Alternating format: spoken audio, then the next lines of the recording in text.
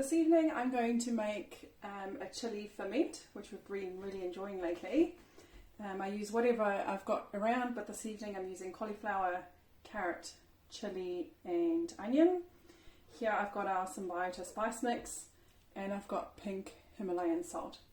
So what I do is I usually use about a tablespoon to 500 ml of water, and I dissolve that. It doesn't have to be fully dissolved, and I set that to the side.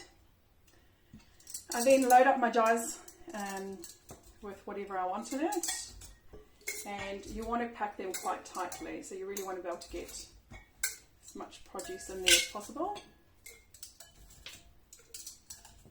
I wasn't sure if this was going to fit 2 jars or 1 jar, so this looks like it's probably going to fit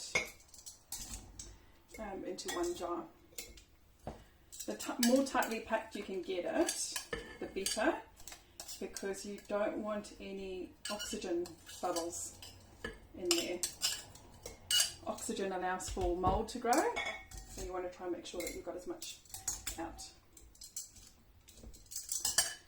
And push it down. Whoops. I was using the tongs because I just want to get chili on my fingers.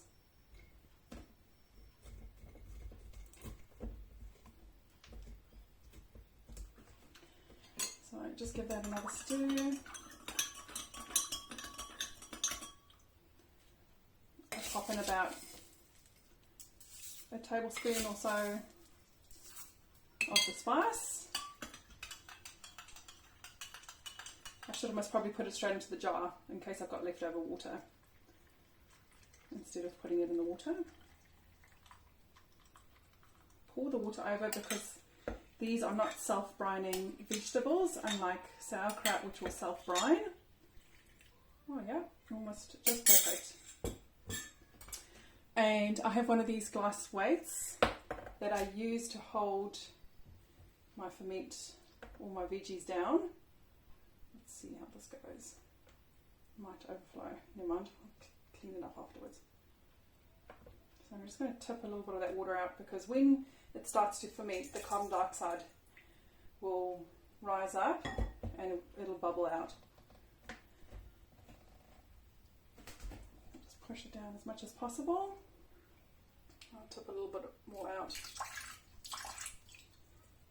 And then I use my one-way airlock fermentation lid and the stainless steel band. These stainless steel bands don't rust, so they're really good for fermentation, whereas the usual metal ones rust really quickly.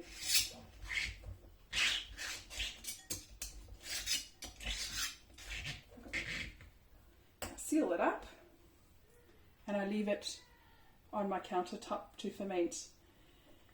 During autumn, this will most probably take about 2 weeks to ferment, but tomorrow you will start to notice the bubbles already coming up, and I'll show you that tomorrow.